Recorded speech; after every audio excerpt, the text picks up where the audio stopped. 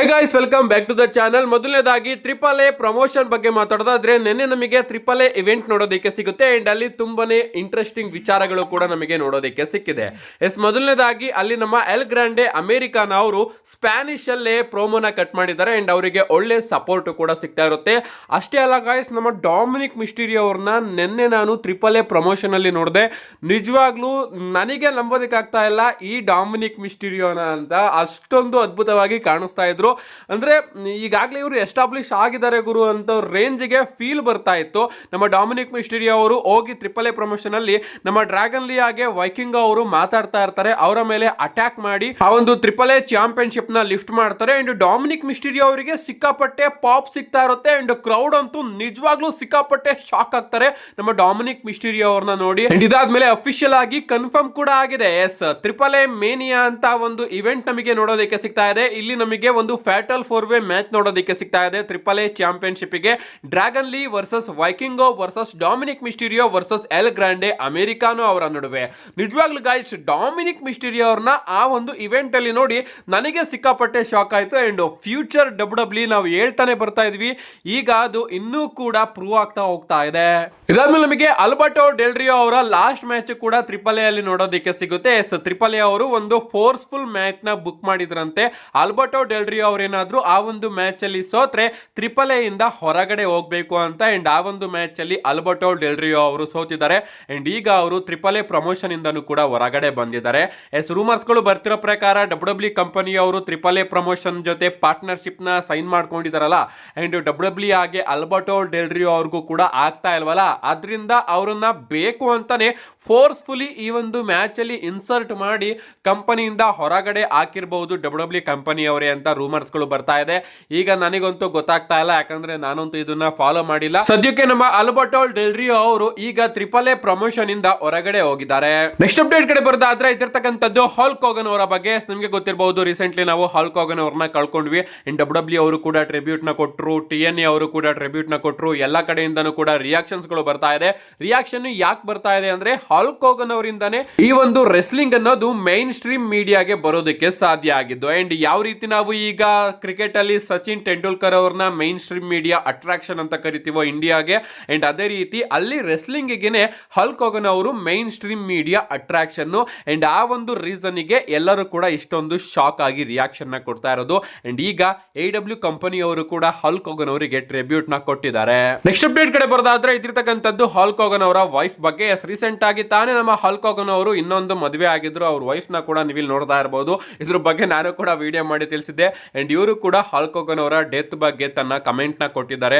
ಅವ್ರು ಹೇಳಿದ್ದಾರೆ, ಇಡೀ ಪ್ರಪಂಚಕ್ಕೆ ಅವರೊಬ್ಬ ಲೆಜೆಂಡ್ ಆಗಿರ್ಬೋದು, ಬಟ್ ನನಗೆ ನನ್ನ ಬಾಯಾರಿಕೆ ಆಗಿದ್ರು, ನನಗೆ ನನ್ನ ಲವ್ ಆಗಿದ್ರು, ನನ್ನ ಪಾರ್ಟ್ನರ್ ಆಗಿದ್ರು, ನನ್ನ ಹಾರ್ಟ್ ಆಗಿದ್ರು. ಅಂಡ್ ಇದನ್ನ ನಾನು ತಡ್ಕೊಳ್ಳೋದಕ್ಕೆ ಸಾಧ್ಯ ಇಲ್ಲ ಅಂತ ಹಲ್ಕ್ ಹೋಗನ್ ಅವರ ವೈಫ್ ಕೂಡ ರಿಯಾಕ್ಷನ್ ನ ಕೊಟ್ಟಿದ್ದಾರೆ.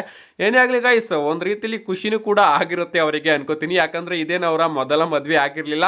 ಅಂಡ್ ಆಸ್ತಿ ಎಲ್ಲ ಇವ್ರಿಗೆ ಬಂದಿರುತ್ತಲ್ಲ, ಅದಕ್ಕೋಸ್ಕರ ಖುಷಿನೂ ಕೂಡ ಆಗಿರ್ತಾರೆ. ಅಂಡ್ ಅಲ್ಲಿ ನಿಜವಾಗ್ಲೂ ಗಂಡ ಸತ್ ಮೇಲೆ ಹೆಂಡತಿಗೆ ಆಸ್ತಿ ಹೋಗುತ್ತೋ ಇಲ್ವೋ, ನಿಮಗೇನಾದ್ರೂ ಅಲ್ಲಿನ ಕಾನೂನು ಗೊತ್ತಿದ್ರೆ ನಿಮ್ಮ ಅನಿಸಿಕೆನ ಕಮೆಂಟ್ ಮಾಡಿ. ನೆಕ್ಸ್ಟ್ ಅಪ್ಡೇಟ್ ಕಡೆ ಬರೋದಾದ್ರೆ ಇದಿರ್ತಕ್ಕಂಥದ್ದು ಟ್ರಾವಿಸ್ ಸ್ಕಾಟ್ ಅವರ ಬಗ್ಗೆ. ನಿಜವಾಗ್ಲೂ ಇಷ್ಟೊಂದೆಲ್ಲ ಆಗಿದೆಯಾ ನಮ್ಮ ಟ್ರಾವಿಸ್ ಸ್ಕಾಟ್ ಆಗಿ ಡಬ್ಲ್ಯೂ ಮಧ್ಯೆ ಅಂತ ಕೇಳಿ ನನಗಂತೂ ಸಿಕ್ಕಾಪಟ್ಟೆ ಆಶ್ಚರ್ಯ ಆಗ್ತಾ ಇದೆ. ನಿಮಗೆ ಗೊತ್ತಿರಬಹುದು, ರೀಸೆಂಟ್ ಆಗಿ ಒಂದು ವಿಡಿಯೋದಲ್ಲಿ ತಿಳಿಸಿದ್ದೆ, ಡಬ್ಲ್ಯೂ ಅವರು ಸಡನ್ ಆಗಿ ಟ್ರಾವಿಸ್ ಸ್ಕಾಟ್ ಅವ್ರನ್ನ ಮೆನ್ಷನ್ ಮಾಡ್ತಾ ಇಲ್ಲ ಎಲಿಮಿನೇಷನ್ ಚೇಂಬರ್ ಅಲ್ಲಿ. ಆ ರೀತಿ ಒಂದು ದೊಡ್ಡ ಆಂಗಲ್ ನಮಗೆ ನೋಡೋದಕ್ಕೆ ಸಿಕ್ತು. ರಸಲ್ ಮೇನಿಯಾದಲ್ಲೂ ಕೂಡ ಟ್ರಾವಿಸ್ ಸ್ಕಾಟ್ ಅವರು ಬಂದು ಜಾನ್ಸನ್ ಅವರಿಗೆ ಹೆಲ್ಪ್ ಮಾಡಿದ್ರು. ಅಂಡ್ ಅಲ್ಲಿಂದ ಇಲ್ಲಿವರೆಗೂ ಟ್ರಾವಿಸ್ ಸ್ಕಾಟ್ ಅವರ ಯಾವುದೇ ರೀತಿಯ ಆಂಗಲ್ ನಮಗೆ ನೋಡೋದಕ್ಕೆ ಸಿಕ್ಕಿಲ್ಲ ಅಂತ ಒಂದು ವಿಡಿಯೋದಲ್ಲಿ ಮಾತಾಡ್ತಾ ಅದಕ್ಕೆ ರೀಸನ್ ಕೂಡ ತಿಳಿಸಿದ್ದೆ. ಅಂದ್ರೆ ಬ್ಯಾಕ್ ಸ್ಟೇಜ್ ಅಲ್ಲಿ ನಮ್ಮ ಟ್ರಾವಿಸ್ ಸ್ಕಾಟ್ ಅವರ ಬಗ್ಗೆ ಅವರು ಒಬ್ಬ ಗುಡ್ ಲರ್ನರ್ ಅಲ್ಲ, ಅಂದ್ರೆ ಅವರು ಈ ಒಂದು ಬಿಸ್ನೆಸ್ ಅಲ್ಲಿ ಬೇಗ ಕಲಿತಾ ಇಲ್ಲ ಅನ್ನೋ ಒಂದೇ ಒಂದು ರೀಸನ್ಗೋಸ್ಕರ ಡಬ್ಲ್ಯೂ ಅವರು ಟ್ರಾವಿಸ್ ಸ್ಕಾಟ್ ಅವ್ರನ್ನ ಜಾಸ್ತಿ ಮೆನ್ಷನ್ ಮಾಡ್ತಾ ಇಲ್ಲ ಅಂತ ತಿಳಿಸಿದ್ದೆ. ಅಂಡ್ ಈಗ ಇದರಲ್ಲಿ ದೊಡ್ಡ ಕಾಂಟ್ರವರ್ಸಿನೇ ಆಗಿದೆ. ಅದೇನಪ್ಪಾ ಅಂದ್ರೆ ಟ್ರಾವಿಸ್ ಸ್ಕಾಟ್ ಅವರು ಡಬ್ಲ್ಯೂಗೆ ಬರ್ತಾನೆ ಇರ್ಲಿಲ್ವಂತೆ, ಟ್ರೈನಿಂಗ್ ಮಾಡ್ತಾನೆ ಇರ್ಲಿಲ್ವಂತೆ. ಟ್ರಾವಿಸ್ ಸ್ಕಾಟ್ ಅವರ ಪ್ರಕಾರ ಅವರಿಗೆ ಏನ್ ಗೊತ್ತಾ ಬೇಕಿದ್ದು, ಅವ್ರು ಹೇಳೋರಂತೆ, ನಾನು ಬರ್ತೀನಿ, ಕೆಲವೊಂದಷ್ಟು ವಿಚಾರನ ಮಾಡ್ತೀನಿ, ಆಮೇಲೆ ಹೊರಟೋಗ್ತೀನಿ, ನನಗೆ ಇಷ್ಟ ಬಂದಾಗ ಮಾತ್ರ ನಾನು ಇಲ್ಲಿಗೆ ಬರ್ತೀನಿ ಅಂತ ನಮ್ಮ ಟ್ರಾವಿಸ್ ಸ್ಕಾಟ್ ಅವರು ಹೇಳ್ತಾ ಇದ್ರಂತೆ. ಅಂಡ್ ಇದು ಡಬ್ಲ್ಯೂ ಕಂಪನಿಗೆ ಇಷ್ಟ ಆಗಿಲ್ಲ. ನೀನ್ ಇಷ್ಟ ಬರೋಂಗೆ ಬರೋದಿದ್ರೆ ನೀನ್ ಇಲ್ಲಿಗೆ ಬರಲೇಬೇಡ ಅಂತ ಹೇಳಿ ಟ್ರಾವಿಸ್ ಸ್ಕಾಟ್ ಅವ್ರನ್ನ ಕಂಪ್ಲೀಟ್ ಆಗಿ ಡಬ್ಲ್ಯೂ ಕಂಪನಿ ಅವರು ರಿಮೂವ್ ಮಾಡಿದ್ದಾರೆ. ಅಂಡ್ ಬ್ಯಾಕ್ ಸ್ಟೇಜ್ ಅಲ್ಲಿ ಟ್ರಿಪಲ್ ಎಚ್ ಆಗಿ ಟ್ರಾವಿಸ್ ಸ್ಕಾಟ್ ಅವರ ನಡುವೆ ಕೂಡ ಸಿಕ್ಕಾಪಟ್ಟೆ ಜಗಳ ಜಗಳಗಳಾಗಿತ್ತಂತೆ. ಅಂಡ್ ರೀಸೆಂಟ್ ಆಗಿ 2K25 ನ DLC ಎಡಿಷನ್ ಅಲ್ಲೂ ಕೂಡ ಟ್ರಾವಿಸ್ ಸ್ಕಾಟ್ ಅವ್ರನ್ನ ಆಡ್ ಮಾಡಬೇಕಾಗಿತ್ತಂತೆ. ಬಟ್ ಈ ಒಂದು ಕಾಂಟ್ರವರ್ಸಿಯಿಂದ ಅವರನ್ನ ಅದರಿಂದನೂ ಕೂಡ ತೆಗ್ದಾಕಿದ್ದಾರೆ ಅಂತಾನೆ ಹೇಳ್ಬೋದು. ಒಂದೆರಡು ಸಾಂಗ್ ಆಡಿ ನಮ್ಮ ಟ್ರಾವಿಸ್ ಸ್ಕಾಟ್ ಅವರು ತನ್ನನ್ನ ತಾನು ರಾಕ್ ಅವರಿಗೆ ಹೋಲಿಸ್ಕೊಬಿಟ್ಟಿದ್ದಾರೆ. ರಾಕ್ ಅವರು ಯಾವ ರೀತಿ ತನಗೆ ಬೇಕಾದಾಗ ಬಂದು ರೆಸ್ಲಿಂಗ್ ನ ಹಾಳು ಮಾಡಿ ಮಧ್ಯಕ್ಕೆ ಕೈ ಕೊಟ್ಟು ಹೊರಟೋಗ್ತಾ ಇದ್ರು, ಅದೇ ರೀತಿ ನಮ್ಮ ಟ್ರಾವಿಸ್ ಸ್ಕಾಟ್ ಅವರು ಕೂಡ ಮಾಡ್ತೀನಿ ಅಂದ್ರಂತೆ. ಬಟ್ ಅದಕ್ಕೆ ನಮ್ಮ ಟ್ರಿಪಲ್ ಎಚ್ ಅವರು ನೋ ನಿಖಲ್ ಅಂತ ಹಂಗೆ ಕಳಿಸಿದ್ದಾರೆ. ನೆಕ್ಸ್ಟ್ ಅಪ್ಡೇಟ್ ಕಡೆ ಬರೋದಾದ್ರೆ ಇದಿರ್ತಕ್ಕಂಥದ್ದು ನಮ್ಮ ಅಲೆಕ್ಸಾ ಬ್ಲಿಸ್ ಹಾಗೆ ಶಾರ್ಲೆಟ್ ಫೇರ್ ಅವರ ನಡುವೆ. ನಿಮ್ಗೆ ಗೊತ್ತಿರಬಹುದು ಈಗ ಈ ಒಂದು ಟ್ಯಾಗ್ ಟೀಮ್ ಸ್ಮ್ಯಾಕ್ ಡೌನ್ ನಲ್ಲಿ ಯಾವ ರೀತಿ ವರ್ಕ್ ಆಗ್ತಾ ಇದೆ ಅಂತ. ನಿಜವಾಗ್ಲೂ ಈ ಒಂದು ಸ್ಟೋರಿ ಲೈನ್ ಅಲ್ಲಿ ನನಗೆ ಸ್ವಲ್ಪ ಇಂಟ್ರೆಸ್ಟ್ ಬರ್ತಾ ಇದೆ, ಯಾಕಂದ್ರೆ ಇವರ ಬಾಂಡಿಂಗ್ ನಮಗೆ ಆ ರೀತಿ ನೋಡೋದಕ್ಕೆ ಸಿಗ್ತಾ ಇದೆ. ಐ ಥಿಂಕ್ ಹಿಂದೆ RK ಬ್ರೋ ನಮಗೆ ನೋಡೋದಕ್ಕೆ ಸಿಗ್ತಾ ಇತ್ತಲ್ಲ, ಅದೇ ರೀತಿ ಬಾಂಡಿಂಗು ಅದೇ ರೀತಿ ಫೀಲು ಈ ಒಂದು ಟೀಮ್ ಅಲ್ಲೂ ಕೂಡ ನಮಗೆ ನೋಡೋದಕ್ಕೆ ಸಿಗ್ತಾ ಇದೆ. ಬಟ್ ಒರಿಜಿನಲ್ ಆಗಿ ಈ ಒಂದು ಟೀಮ್ ನ WWE ಅವರು ಆದಷ್ಟು ಬೇಗ ಬ್ರೇಕ್ ಮಾಡಿ ಸಮ್ಮರ್ ಸ್ಲಾಮ್ ಅಲ್ಲಿ ಶಾರ್ಲೆಟ್ ಫೇರ್ ಅಲೆಕ್ಸಾ ಬ್ಲಿಸ್ ಅವರ ನಡುವೆ ಒಂದು ಸಿಂಗಲ್ಸ್ ಮ್ಯಾಚ್ ನ ಪ್ಲಾನ್ ಮಾಡಿದ್ರಂತೆ.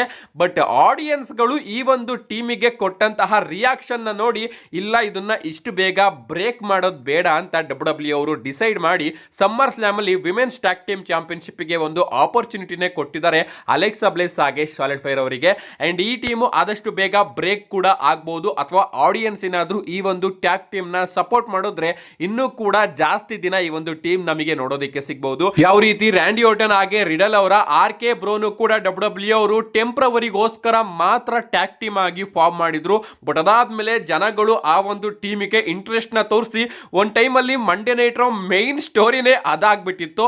ಅಂಡ್ ಅದಕ್ಕೋಸ್ಕರ WWE ಅವರು RK ಬ್ರೋ ಟೀಮ್ ನ ಸಿಕ್ಕಾಪಟ್ಟೆ ಜಾಸ್ತಿ ತಗೊಂಡೋದ್ರು. ಅಂಡ್ ಅದೇ ರೀತಿ ಸಿಚುಯೇಷನ್ ನಮ್ಮ ಅಲೆಕ್ಸಾ ಬ್ಲಿಸ್ ಹಾಗೆ ಶಾರ್ಲೆಟ್ ಫೇರ್ ಅವರ ಈ ಒಂದು ಟ್ಯಾಗ್ ಟೀಮ್ ಅಲ್ಲೂ ಕೂಡ ನೋಡೋದಕ್ಕೆ ಸಿಗ್ತಾ ಇದೆ. ನಮ್ಮ ನೆಕ್ಸ್ಟ್ ಅಪ್ಡೇಟ್ ಕಡೆ ಬರೋದಾದ್ರೆ ಇದ್ದಿರ್ತಕ್ಕಂಥದ್ದು best in the world CM Punk ಅವರ ಬಗ್ಗೆ. ನಿಮಗೆ ಗೊತ್ತಿರಬಹುದು ನೈಟ್ ಆಫ್ ಚಾಂಪಿಯನ್ಸ್ ಅಲ್ಲಿ ನಮಗೆ CM ಪಂಕ್ ಹಾಗೆ ಜಾನ್ ಸಿನಾ ಅವರ ನಡುವೆ WWE ಅನ್ಡಿಸ್ಪ್ಯೂಟೆಡ್ ಚಾಂಪಿಯನ್ಶಿಪ್ ಗೆ ಒಂದು ಸಿಂಗಲ್ಸ್ ಮ್ಯಾಚ್ ನೋಡೋದಕ್ಕೆ ಸಿಗುತ್ತೆ. ಸ್ವಲ್ಪ ಜನಕ್ಕೆ ಅನ್ನಿಸಬಹುದು ಈ ಒಂದು ಮ್ಯಾಚ್ ನ WWE ಅವರು ಸಡನ್ ಆಗಿ ಬುಕ್ ಮಾಡಿದ್ರು ಅಂತ. ಬಟ್ ಗಾಯ್ಸ್ ಈ ಒಂದು ಮ್ಯಾಚ್ ಸಡನ್ ಆಗಿ ಬುಕ್ ಆಗೋದಕ್ಕೆ ಮೇನ್ ರೀಸನ್ ನಮ್ಮ CM ಪಂಕ್ ಅವರಂತೆ. ನಮ್ಮ CM ಪಂಕ್ ಅವರಿಗೆ ಜಾನ್ ಸಿನಾ ಅವರು 2025ರಲ್ಲಿ ರಿಟೈರ್ಮೆಂಟ್ ಟೂರ್ ನ ಮಾಡ್ತಾ ಇದ್ದಾರೆ ಅಂತ ಗೊತ್ತಾಗಿದ್ ಕೂಡಲೇ ನಮ್ಮ CM ಪಂಕ್ ಅವರು ಜಾನ್ ಸಿನಾ ಅವರ ಬಳಿ ಹೋಗಿ ಹೇಳಿದ್ರಂತೆ, ನಾನು ನಿನ್ನ ರಿಟೈರ್ಮೆಂಟ್ ಟೂರ್ ಅಲ್ಲಿ ಒಂದು ಪಾರ್ಟ್ ಆಗ್ಲೇಬೇಕು, ಅದು ಯಾವ ರೀತಿನಾದ್ರೂ ಆಗಿರ್ಲಿ, ನಿನ್ನ ಒಂದು ಮ್ಯಾಚ್ ಅಲ್ಲಿ ನಾನು ಕಮೆಂಟ್ರಿ ಅಲ್ಲಾದ್ರೂ ಕೂತ್ಕೊಂಡಂಗಾಗ್ಲಿ, ಅಥವಾ ಸ್ಪೆಷಲ್ ಗೆಸ್ಟ್ ರೆಫ್ರಿ ಆಗಾದ್ರೂ ಆಯ್ತು, ಅಥವಾ ಟ್ಯಾಗ್ ಟೀಮ್ ಆಗಾದ್ರೂ ಆಯ್ತು, ಅಥವಾ ಸಡನ್ ಆಗಿ ನಿನ್ ಮೇಲೆನೆ ಒಂದು ಮ್ಯಾಚ್ ಮಾಡೋಂಗಾದ್ರೂ ಆಯ್ತು, ಅಥವಾ ರಿಂಗ್ ಅನೌನ್ಸರ್ ಆಗಾದ್ರೂ ಆಯ್ತು, ನಿನ್ನ ಈ ಒಂದು ಟೂರ್ ಅಲ್ಲಿ ನಾನು ಇನ್ವಾಲ್ವ್ ಆಗ್ಲೇಬೇಕು, ಯಾಕಂದ್ರೆ ನಿನ್ನ ನಡುವೆ ಸಿಕ್ಕಾಪಟ್ಟೆ ಹಿಸ್ಟ್ರಿ ಇದೆ ಅಂತ ನಮ್ಮ CM ಪಂಕ್ ಅವರು ಜಾನ್ ಸಿನಾ ಅವರ ಬಳಿ ಹೋಗಿ ಕೇಳ್ಕೊಂಡಿದ್ರಂತೆ. ಯಾವ ಜಾನ್ ಸಿನಾನ CM ಪಂಕ್ ಅವರು ಹೇಟ್ ಮಾಡ್ತಾ ಇದ್ರು, ಈಗ ಅದೇ CM ಪಂಕ್ ಅವರು ಜಾನ್ ಸಿನಾ ಅವರ ಬಳಿ ರಿಕ್ವೆಸ್ಟ್ ಮಾಡ್ಕೊಂಡ್ರಂತೆ. ಇದರಿಂದನೇ ಗೊತ್ತಾಗುತ್ತೆ ನಿಮಗೆ CM ಪಂಕ್ ಅವರು ಎಷ್ಟು ಬದಲಾಗಿದ್ದಾರೆ ಅಂತ. ಅಂಡ್ ಅದಕ್ಕೋಸ್ಕರ WWE ಅವರು ನೈಟ್ ಆಫ್ ಚಾಂಪಿಯನ್ಸ್ ಅಲ್ಲಿ CM ಪಂಕ್ ಹಾಗೆ ಜಾನ್ ಸಿನಾ ಅವರ ನಡುವೆ ಒಂದು ಮ್ಯಾಚ್ ನ ಮಾಡ್ತಾರೆ. ಅಂಡ್ ಅದ್ಭುತವಾಗಿ ಸ್ಟೋರಿನೂ ಕೂಡ ಕ್ರಿಯೇಟ್ ಮಾಡ್ತಾರೆ ಕಮ್ಮಿ ಟೈಮ್ ಅಲ್ಲೇ. ಅಂಡ್ ಅದರಲ್ಲೇ ನಮ್ಮ CM ಪಂಕ್ ಅವರು ಹೇಳಿದ್ದಾರೆ ಅದೇ ನಮ್ಮ ಲಾಸ್ಟ್ ಮ್ಯಾಚ್ ಅಂತ. ಸೊ ಅದಾದ್ಮೇಲೆ ನಮಗೆ ಮುಂದಿನ ದಿನ CM ಪಂಕ್ ಹಾಗೆ ಜಾನ್ ಸಿನಾ ಅವರ ನಡುವೆ ಮ್ಯಾಚ್ ನೋಡೋದಕ್ಕೆ ಸಿಗೋದಿಲ್ಲ ಅನ್ನೋದನ್ನ CM ಪಂಕ್ ಅವರು ಕೂಡ ಅಫಿಷಿಯಲ್ ಆಗಿ ಕನ್ಫರ್ಮ್ ಮಾಡಿದ್ದಾರೆ. ನಮ್ಮ ನೆಕ್ಸ್ಟ್ ಫೈನಲ್ ಅಪ್ಡೇಟ್ ಕಡೆ ಬರೋದಾದ್ರೆ ಇದಿರ್ತಕ್ಕಂಥದ್ದು ಈ ಬಾರಿಯ ಸಮ್ಮರ್ ಸ್ಲಾಮ್ ನ ನೈಟ್ 1 ಮೈನ್ ಇವೆಂಟ್ ಹಾಗೆ ನೈಟ್ 2 ಮೈನ್ ಇವೆಂಟ್ ಬಗ್ಗೆ. ನಿಮಗೆ ಗೊತ್ತಿರಬಹುದು ರೀಸೆಂಟ್ ಆಗಿ WWE ಅವರೇ ಈ ಬಾರಿಯ ಸಮ್ಮರ್ ಸ್ಲಾಮ್ ನ ನೈಟ್ 1 ನಲ್ಲಿ ಯಾವ ಮ್ಯಾಚಸ್ ಗಳು ಆಗ್ತಾ ಇದೆ, ಅದೇ ರೀತಿ ನೈಟ್ 2 ಅಲ್ಲಿ ಯಾವ ಮ್ಯಾಚಸ್ ಗಳು ಆಗ್ತಾ ಇದೆ ಅಂತ ಅಫಿಷಿಯಲ್ ಆಗಿ ಅನೌನ್ಸ್ ಮಾಡಿದ್ದಾರೆ. ನಿಜವಾಗ್ಲೂ ಮ್ಯಾಚ್ ಕಾರ್ಡ್ ಮಾತ್ರ ತುಂಬಾನೇ ಅದ್ಭುತವಾಗಿ ನಮಗೆ ನೋಡೋದಕ್ಕೆ ಸಿಗ್ತಾ ಇದೆ. ಆದ್ರೂ ಕೂಡ WWE ಅವರು ಇನ್ನೂ ಆ ಒಂದು ಹೈಪ್ ನ ಕ್ರಿಯೇಟ್ ಮಾಡಿಲ್ಲ ಅಂತ ಅನ್ಕೋತೀನಿ. ರಸಲ್ ಮೇನಿಯಾದಲ್ಲೂ ಕೂಡ ಸೇಮ್ ಪ್ರಾಬ್ಲಮ್ ಆಗ್ತಾ ಇತ್ತು, ಅಂಡ್ ಈಗ ಸಮ್ಮರ್ ಸ್ಲಾಮ್ ಅಲ್ಲೂ ಕೂಡ ಸೇಮ್ ಪ್ರಾಬ್ಲಮ್ ಆಗ್ತಾ ಇತ್ತು. ಯಾವ ರೀತಿ ನಮಗೆ ರಸಲ್ ಮೇನಿಯಾ 40 ಟೈಮ್ ಅಲ್ಲಿ ಮಂಡೇ ನೈಟ್ ರಾ ಹಾಗೆ ಸ್ಮ್ಯಾಕ್ ಡೌನ್ ಗಳಲ್ಲಿ ಸಿಕ್ಕಾಪಟ್ಟೆ ದೊಡ್ಡ ಇವೆಂಟ್ಸ್ ಗಳು ಆಗ್ತಾ ಇದ್ವೋ, ಆ ರೀತಿ ಇವೆಂಟ್ಸ್ ಗಳು ಈಗ ಮಂಡೇ ನೈಟ್ ರಾ ಹಾಗೆ ಸ್ಮ್ಯಾಕ್ ಡೌನ್ ಗಳಲ್ಲಿ ಆಗ್ತಾ ಇಲ್ಲ. ಸಿಕ್ಕಾಪಟ್ಟೆ ಬೋರಿಂಗ್ ಶೋಗಳನ್ನ ನಾವೆಲ್ಲರೂ ಕೂಡ ವಿಟ್ನೆಸ್ ಮಾಡ್ತಾ ಇದೀವಿ. ಉದಾಹರಣೆಗೆ ಕಳೆದ ಸ್ಮ್ಯಾಕ್ ಡೌನ್ ನೀವು ತಗೊಳ್ಬಹುದು. ಅಷ್ಟೇ ಅಲ್ಲ ಗೈಸ್, ಈಗ ನೈಟ್ 1 ಅಲ್ಲಿ ಯಾವ ಮ್ಯಾಚ್ ಆಗುತ್ತೆ, ಅದೇ ರೀತಿ ನೈಟ್ 2 ಅಲ್ಲಿ ಯಾವ ಮ್ಯಾಚ್ ಆಗುತ್ತೆ ಅಂತ ನಮಗೆ ಅಫಿಷಿಯಲ್ ಆಗಿ ಗೊತ್ತಾಗಿದೆ. ಅಂಡ್ ನೈಟ್ 2 ನ ಮೈನ್ ಇವೆಂಟ್ ಅಲ್ಲಿ ನಮಗೆ ಜಾನ್ ಸಿನಾ ಹಾಗೆ ಅಮೆರಿಕನ್ ನೈಟ್ ಮೇರ್ ಕೋಡಿ ರೋಡ್ಸ್ ಅವರ ನಡುವೆ WWE ಅನ್ಡಿಸ್ಪ್ಯೂಟೆಡ್ ಚಾಂಪಿಯನ್ಶಿಪ್ ಗೆ ಒಂದು ಸಿಂಗಲ್ಸ್ ಮ್ಯಾಚ್ ನೋಡೋದಕ್ಕೆ ಸಿಗುತ್ತೆ. ಬಟ್ ನೈಟ್ 1 ನ ಮೈನ್ ಇವೆಂಟ್ ಅಲ್ಲಿ ಯಾವ ಮ್ಯಾಚ್ ಆಗುತ್ತೆ ಅಂತ ಆಗಿಂದನೂ ಕೂಡ ಕನ್ಫ್ಯೂಷನ್ ಇತ್ತು.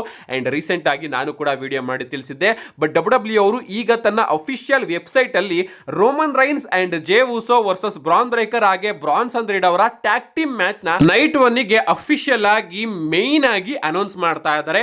ನೈಟ್ 2 ನ WWE ಅವರು ಜಾನ್ ಸಿನಾ ಹಾಗೆ ಕೋಡಿ ರೋಡ್ಸ್ ಅವರ ಮ್ಯಾಚ್ ಇಂದ ಅಡ್ವರ್ಟೈಸ್ ಮಾಡಿದ್ರೆ ನೈಟ್ 1 ನ ಈ ಒಂದು ಟ್ಯಾಗ್ ಟೀಮ್ ಮ್ಯಾಚ್ ಇಂದ ಅಡ್ವರ್ಟೈಸ್ ಮಾಡಿದ್ದಾರೆ. ಸೊ ಇದರಿಂದ ಈ ಒಂದು ಮ್ಯಾಚ್ ಕೂಡ ಮೇನ್ ಇವೆಂಟ್ ಆಗೋ ಚಾನ್ಸಸ್ ಇರುತ್ತೆ.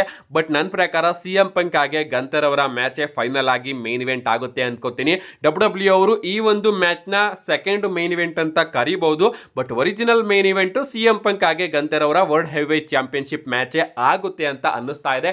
ಕಾದ್ ನೋಡೋಣ ಗೈಸ್ ಯಾವ ಮ್ಯಾಚ್ ಮೇನ್ ಇವೆಂಟ್ ಮಾಡುತ್ತೆ ಅಂತ. See you guys in my next video.